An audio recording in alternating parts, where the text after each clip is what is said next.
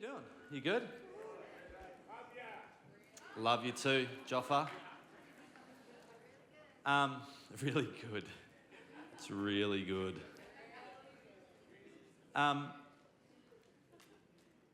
Never take for granted the people in our life who demonstrate Jesus and bring his presence. Never take it for granted. The people who have just been up here worshiping have spent time practicing in the presence of the Lord, learning what it is to flow with him. Never take that for granted. God actually gives gifts in the form of people in your life. He doesn't only just fill you with gifts. Some of the gifts that you need are the people in your life. They're the people around about you. And sometimes, I'm actually going to talk a little bit more about this tonight, but sometimes the people in your life actually carry the answer and the breakthrough for what you're going through. And I have a sense tonight, you can probably turn this down because I'm going to get a little louder, I can sense. I think we need to look at the people around about us a bit differently. The very Christ is in the person that's sitting around about you. That means the kingdom of God and everything that has is inside the person around about you. And we need to look at things differently. For so many of us, because of circumstances and situations that have happened, we look at the limitations instead of what the limitlessness of God's kingdom in that person's life.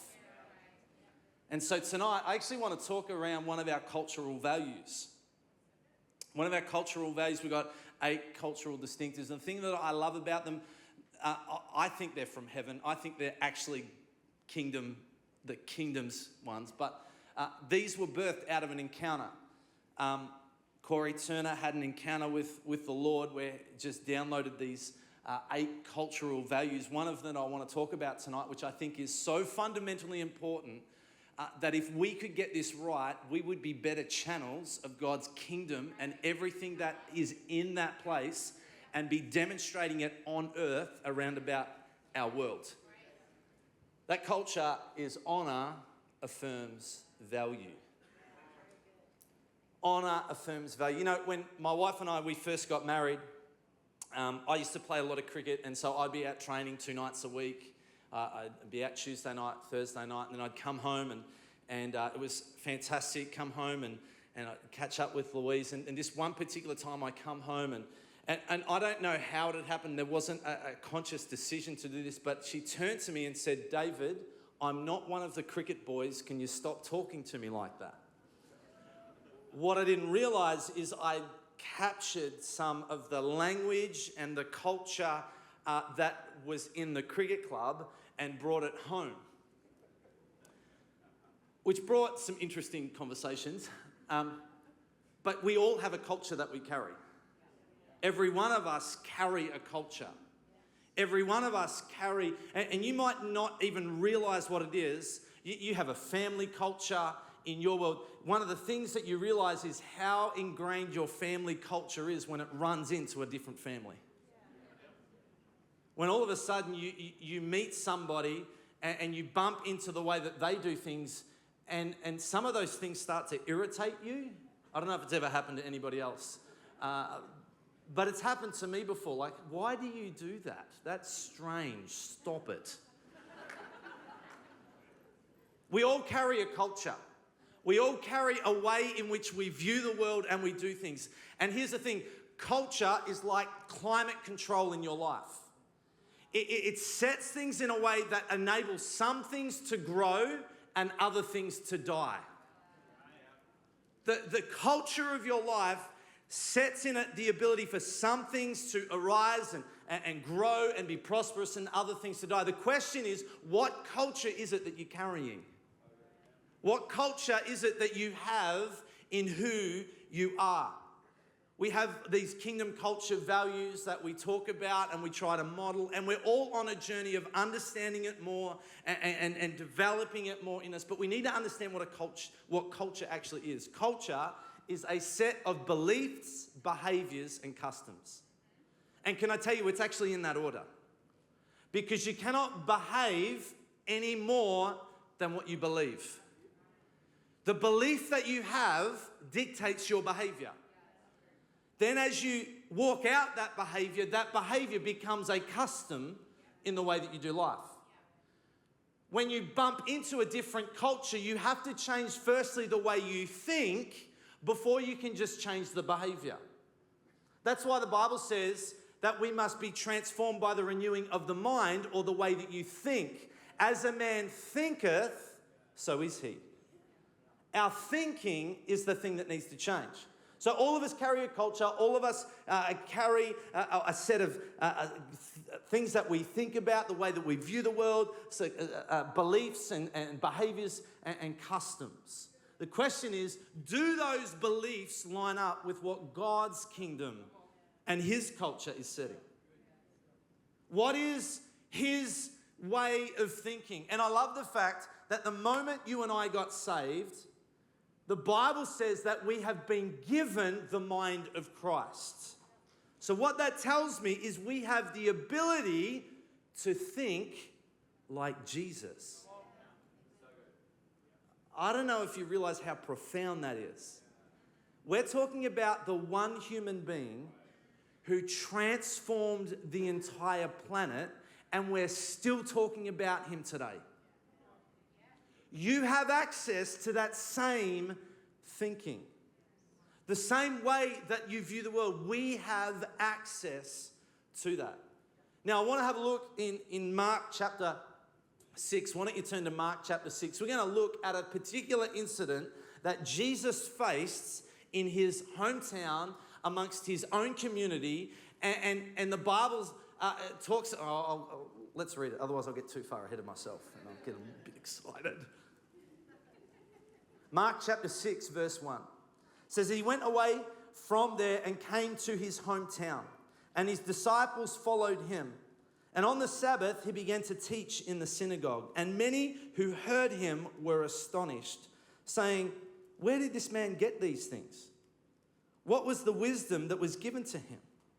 How are such mighty works done by his hands? Isn't this not the carpenter, the son of Mary, the brother of James and Joses and Judas and Simon? And are not his sisters with us? And they took offense at him. And Jesus said to them, a prophet is not without honor except in his hometown, among his relatives, and in his own household. And he could do no mighty work there except lay his hands on a few sick people and heal them. Listen to this. And he marveled because of their unbelief. And he went along the villages teaching. God, I thank you that you're with me. I thank you that you're here right now. I ask that you would help me correctly articulate your word tonight. I ask that as your word comes forth, that we would become more and more like Jesus, that we would think like him, that we would behave like him, that we would have customs like him, that we would carry his culture, his DNA everywhere we go. In Jesus' name I pray. Amen. Our culture is really important. Now, in order for us to fully understand what honor, affirms, value actually means and what it looks like, we probably should actually understand what honor means, right? Honor means to respect or hold in high esteem, according to the Oxford Dictionary. It means to honor something, hold it in esteem, that it is worth something, that it is valuable. Now, a couple of weeks ago, we had Dr. Alan Meyer come and speak at our 9 and 11:30 a.m. service around this word honor, and he talked about honoring the scripture in Exodus about honoring your parents. And the word honor in the original language meant to give weight to or heavy.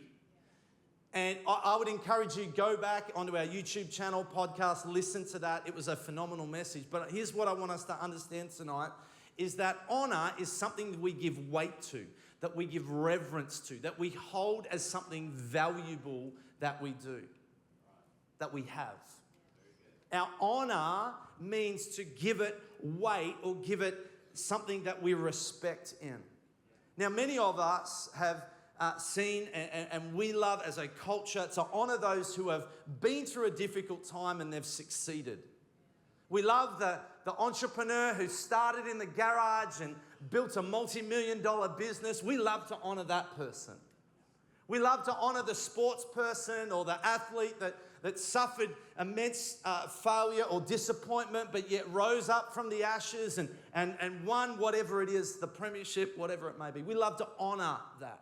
We love to honor the pastors and leaders that we've seen build big monuments and churches and movements. We love to honor that. And that's all good because that's what honoring is. It's about giving weight on someone and honoring what they have done in their life. But that's only part of God's kingdom definition of honor. It's important that we give honor to our leaders or honor to the people around about us. But actual honor means that we honor those around about us. Those that we are maybe discipling in our nature. We articulate it a little bit like this, that we honor 360, not just vertically.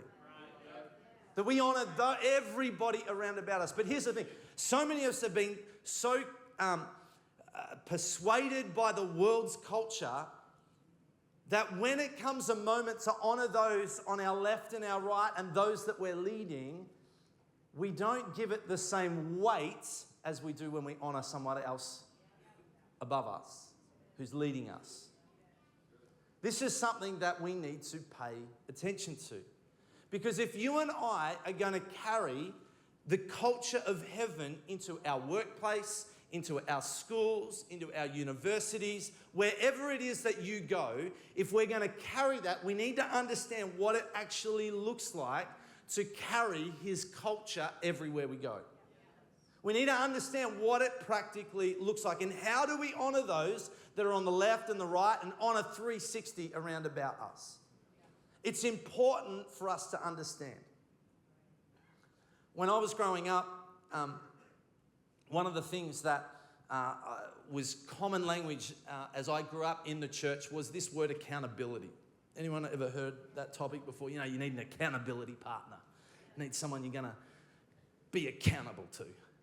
And I've been in some pretty full-on situations where literally it looked like you had to give that accountability partner the access to your phone so that they could check to make sure you weren't doing anything dodgy, or you had to give them access to any area of your life. And look, that has been probably twisted a bit, but there's an element of that I don't really find too bad. But again, that's only one part of the accountability. Because the thought process was, I'm going to keep you accountable so you don't get it wrong, so you don't mess up, so you don't sin, so you don't fall over. But that's actually not what God's definition of accountability is. See, if God created you in his image, that means you're important. Like, let's just take this for a moment. If he went back, Genesis 1, he says, let us make man in our image and in our likeness. These people are important. Every one of us is important. And I'm going to place an element of my kingdom, my DNA, in each and every one of them.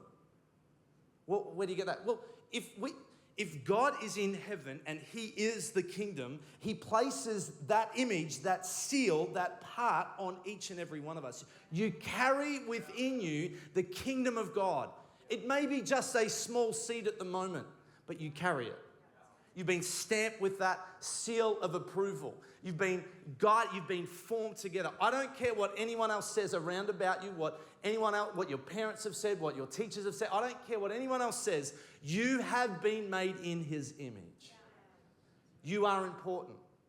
Not only that, God formed you, Psalm 139, in your mother's womb. He knows every day he foresaw of you. In other words, he built a plan, a destiny for you to live a life as a leader and as a conqueror on this planet. a conqueror over sin, a conqueror over death, a conqueror over every demonic thing that rises on this planet. That's what's in you. That's the DNA. So why is it that we're happy to keep people accountable for not falling into sin, but we fail to keep people accountable for who they are in Christ? If the DNA of the kingdom of God is in you, that means you and I have a responsibility to steward that. To see that mature, to see that grow. And actually my role as a brother in Christ is to say, hey, let's not just get worried about falling into sin. No, there's something in you that the world, God made it in you because the world needs it to come out. The world needs it. The world needs to see you rise into the fullness of who Christ created you to be. That's what accountability is, helping people take account, not for their disability, but for their ability of who God created them to be. So if we're called to have that sense of it, why is it that so many of us get so concerned about, I better not, I'll go below what God's called me for. Life's so hard, it's so difficult, it's so full on that maybe I can't quite do this, but so I'll just go to here. Can I be honest with you? This week has been an interesting week for me, shall I say. Preparing this message and all of the things that are going on, there have been multiple times, if I'm honest, what I want to do is kind of like ring in sick and have a mental health day, hey, I just can't do it today. I just can't do it today. And it's been like legitimately a full-on week.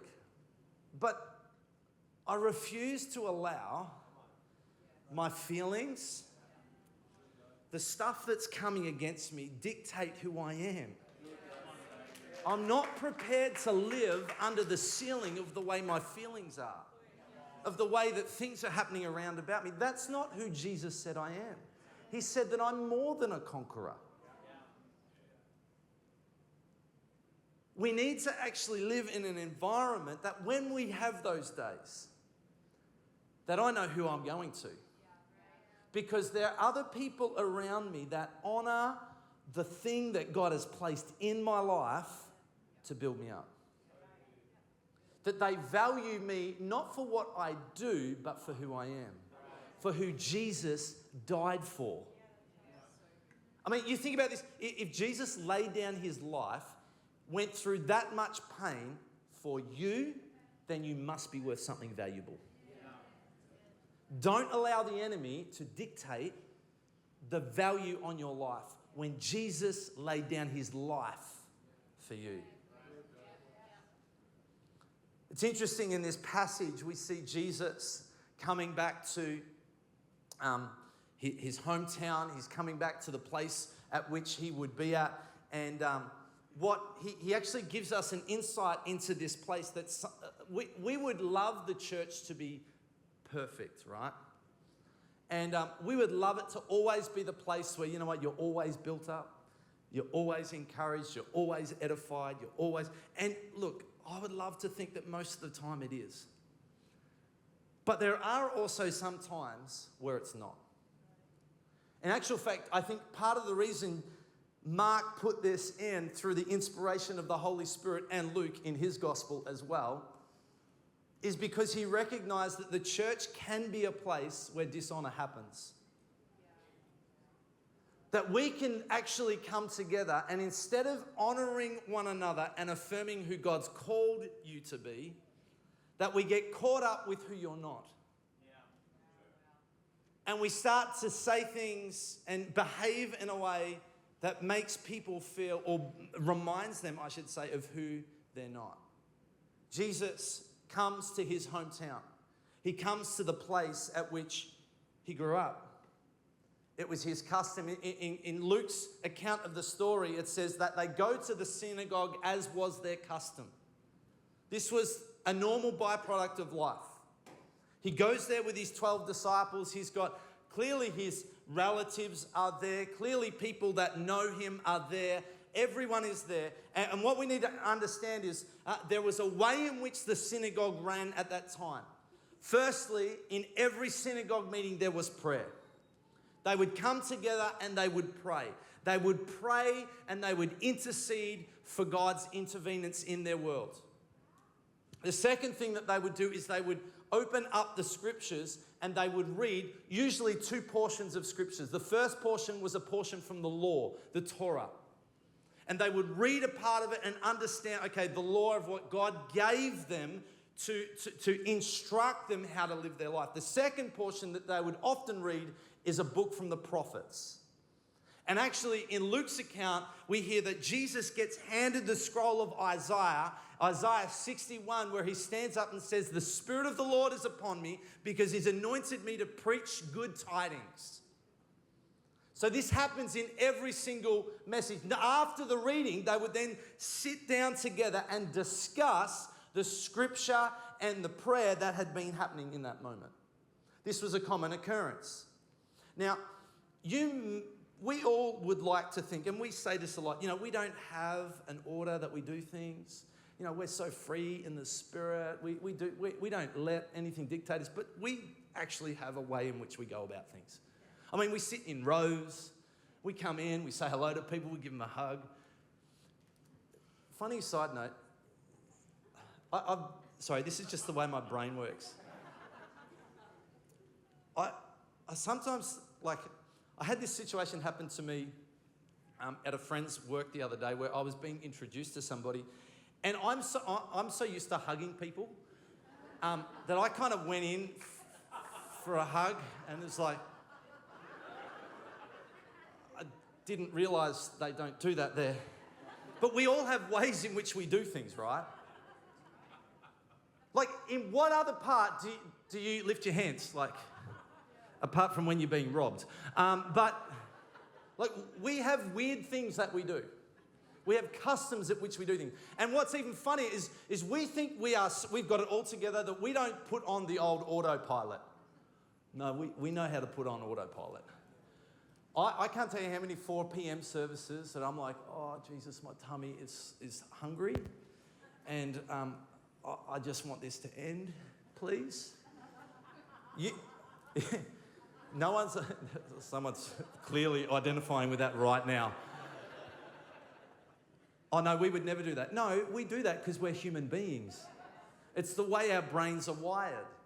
And all of a sudden, these community of people have come into the synagogue, they've heard, but this day's different. Jesus is handed a scroll, he reads from Isaiah, and something's different. It goes from being just, this is how we go through the motions, this is what I'm doing this to fulfill the obligation, what I know to be the right thing to do, to all of a sudden, in Luke's account, it says that all the eyes were fixed upon him. In other words, he wasn't just reading from Isaiah. This went from just a textual reading to a reading that's like, oh my goodness, there's the Messiah that we have been waiting for centuries. And they're standing in the midst. I don't know, when we have those moments, and I love them, where we're all of a sudden it's like, oh my goodness, I don't want to do anything because God's here. I don't want to live. I just, please don't smite me. Not that he would, but do you know what I mean? It's that holy reverence moment, right? They had that. But in each and every one of us, there's an opportunity of whether or not we're going to step into that and believe it, or we're going to allow the situation dictate something different. Oh, that's just the way Pastor Dave preaches. He's just going off a little bit. Oh, that's just the way Pastor Corey prophesies. He gets those crazy eyes, and then he's like, nah. No, that's just the way this person leads. Or maybe it's not. Maybe actually that's what an anointed person looks like under the inspiration of the Holy Spirit. And maybe that's actually a word for me right now. It says that they all bore witness. But yet, the text says in verse 3, is this not, hang on, this is Joey's boy. What happened? They allowed their familiarity of who he was to talk them out of an encounter with God. How many times have we allowed familiarity with the person on the left or the right of us talk us out of a moment where God is using them to speak the word to us? I've been there so many times. I remember leading a church in Bendigo and there was this lovely lady. She was a beautiful lady, but had a number of different issues, of which we had been sitting down and talking through in a pastoral matter. And she came to me one Sunday and gave a word, and I was like a deer in headlights. And it was like the exact thing that I'd been praying for that no one knew about. But you know what I did? I allowed her circumstance and the history that I know about her go, oh, maybe I've got that wrong. I wonder how many of us, even in our Numa family, that we limit the weight of God's word that we've been crying out for because of the vessel it comes through. See, if we don't understand that as I honor every person, that God can use them just as much as he uses me, what's my value? I want to hear what God has to say. I want to be more like Jesus. A number of years ago, my wife and I, we were in the US and we went to Universal Studios in LA. Amazing place. And we decided we got the VIP tour, so that just meant you could cut lines. And it was fantastic. So we're on the rides doing all of that. And one of the rides that they do is a tour of the places in which they make the TV shows and all that kind of stuff. So we were traveling around and going through that and just having a great time. But I remember specifically we drove through one particular area. I can't remember what the TV show was, but I was like, man, I feel like I'm on TV. And then we drove past there, and as I turned back and looked behind, what I see is literally all of these boards that are held up by another piece of wood with nothing behind them. In other words, there was a great facade, but there was no substance behind it. And I realized in that moment that we as human beings are enamored with making the exterior look really good. We're enamored as long as you look right, wear the right things, behave the right way, do the right thing in the right moment, then I'll listen to what you have to say. But the world is portraying something that has no substance to it. And we go, oh, I need to take that same mentality in the church. Okay, God, I know you're going to speak to me today. I know you're going to speak to me. And you know what? You're going to use Pastor Corey to do it today. Like he's the man of God. I can only hear from him.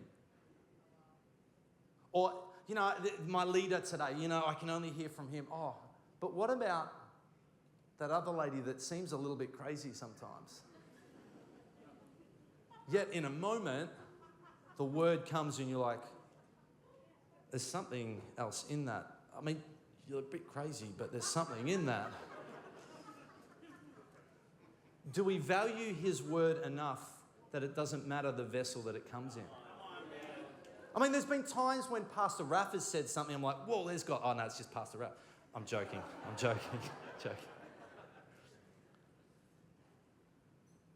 I actually think if we honoured the people around about us a little bit more, we would hear God's word and answer to prayers so much more than what we actually know. He's communicating to you left, right and centre. It's just not in the vessel that you'd hope it would be.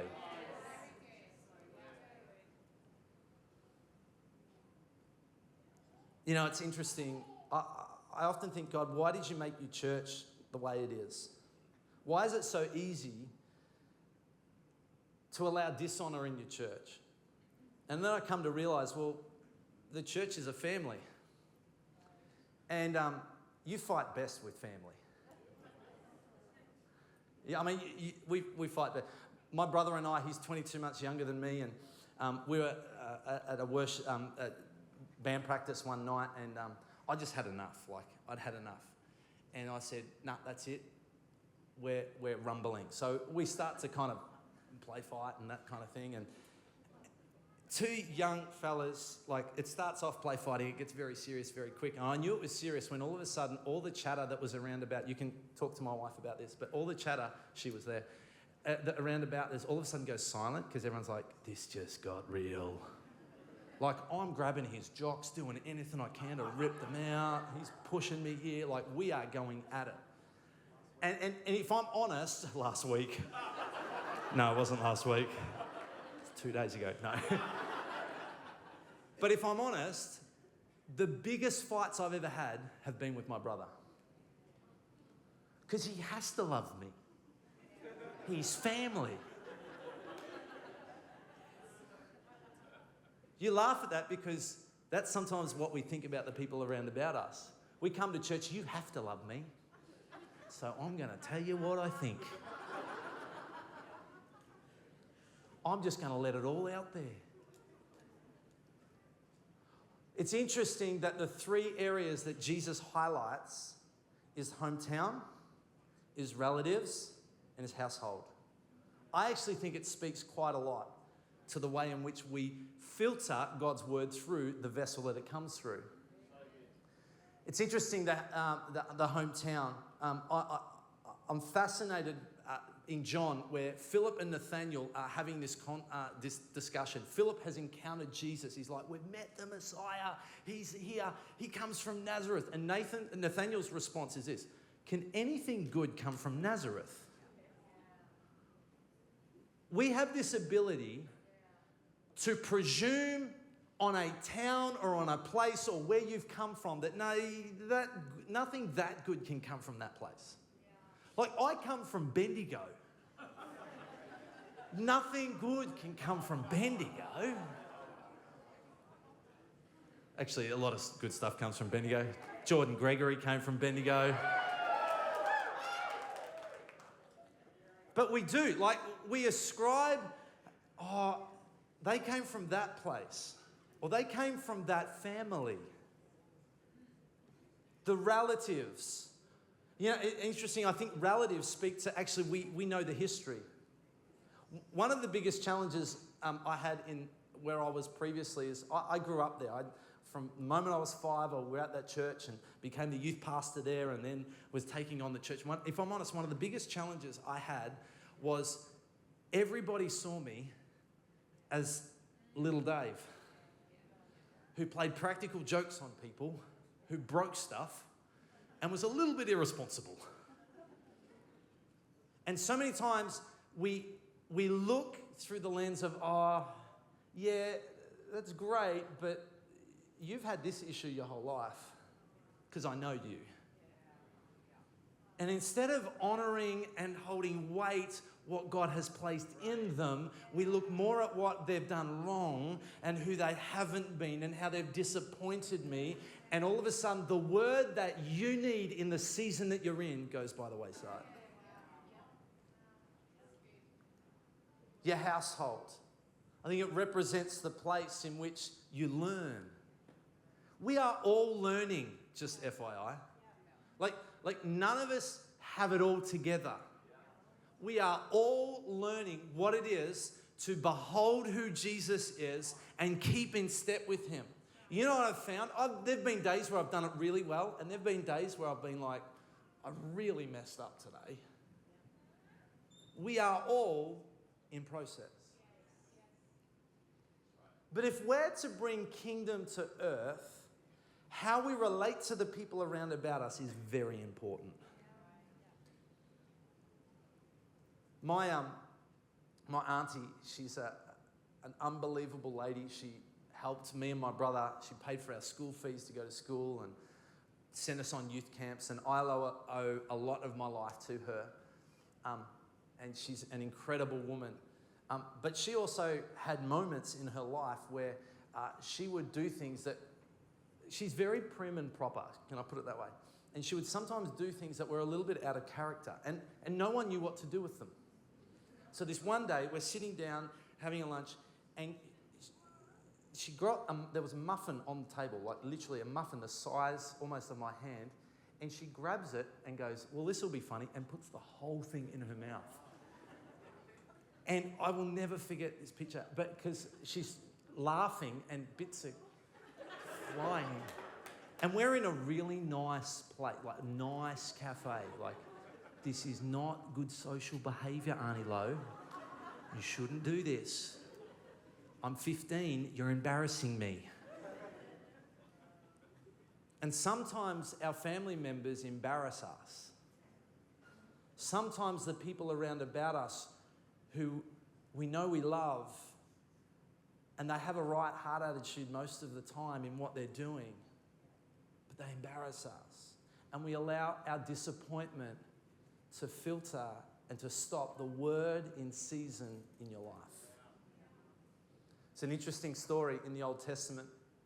Elisha has had an incredible victory, but he comes, it's like, I'm exhausted, and gets into the cave. And the Bible says that he's there and there's an earthquake, but God's not in the earthquake. And there's a great wind and God's not in the wind. There's a great fire and God's not in the fire. What's interesting about that verse is historians would say that mountain of which he was actually Mount Zion, where God originally showed up in earthquake, in fire, and in wind. And all of a sudden, Elijah's there and he hears a still, small voice. He could have missed it, but the word of the Lord was in it. You know what it tells me? Is if I keep thinking God's going to keep speaking through the same old channels, I can miss an element of who he is and be one-dimensional in my walk with God. I can end up going, you know what? It's only this person who can speak the word of the Lord to me. It's only that person that can play and they bring heaven down. There's only that person that I can trust on that prophetic element. No. God's speaking to us all the time. He's actually already answered the prayer that's deep inside your heart. The question is, have you been listening for it? And as we honor one another, what we create is an environment at which God can communicate to anybody at any time and break through like never before.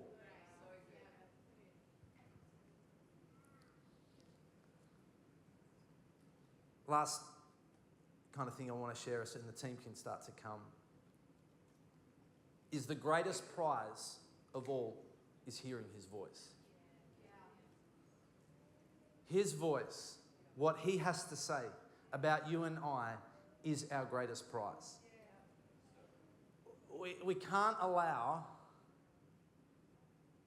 familiarity, what other people have said and done against us, to stop us from the moment God is actually speaking to us. God loves you and desires you to be with him and to hear him. But he also uses the people around about you for a word in season. I've seen it happen many times before where people have been, oh, well, God's got to speak to me. And it's like, he is speaking to you. It's just not in the package you like. And they have missed it. Oh, let us not be those people. Let us be so attentive, so aware, so consumed by who he is and his voice, that I don't care what kind of vessel, what kind of thing, what it is that it needs to come through. I will be hungry for his voice, because your voice is better than honey. Your presence is better than anything I could ever have. I think if we start to learn to look at people through the DNA of the kingdom, we would hear things differently. We would see people differently. We would talk very different.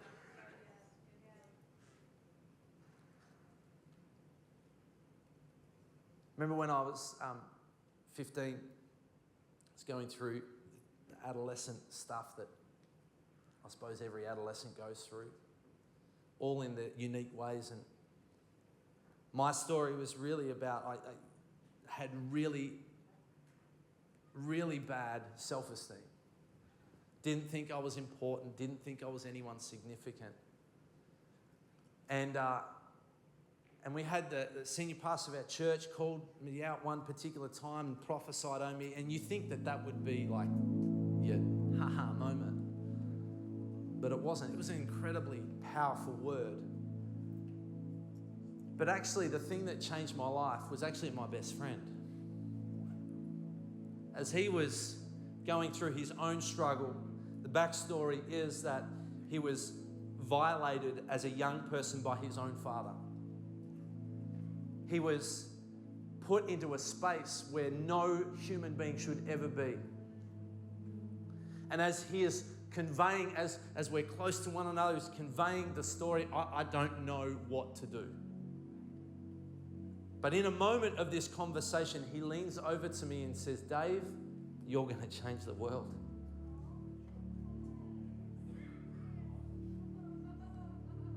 And I was like, that's out of left field.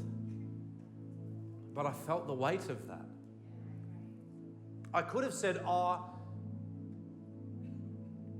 thanks, mate, for the encouragement, but let me pray for you. I could have made it something spiritual. But instead, I chose to lean in and say, okay, God, I don't get why it is, but I accept your word. I'm going to hold on to that. I'm going to believe that word more than I believe the internal voice in my own head. I'm going to believe that word more than the way that I feel. I'm going to believe that word more than the circumstance I find myself in right now. I'm going to put that away in my pocket. And every moment, every time that the enemy tries to come, he pushes the weight of the world on me. You can't change the world. You can't even pass Year 10 English. You can't change the world. No one likes hanging out with you. No, I pull that word out. Say, God, this wasn't just my friend who said it. This was a word from heaven. I wonder how many world changes there would be in this place if we valued the word from one another.